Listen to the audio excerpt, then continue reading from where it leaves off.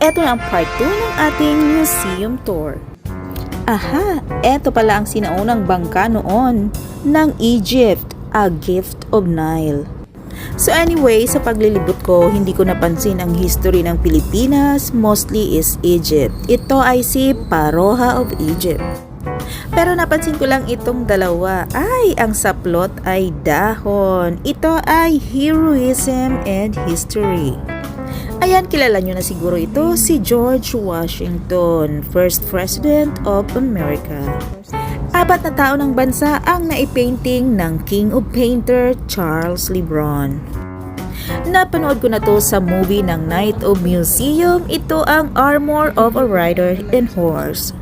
So dito ako na-intrigue sa isa, kaya Google is the key kung ano ang ibig sabihin ng embodying universality is kinakatawan ang pangkalahatan.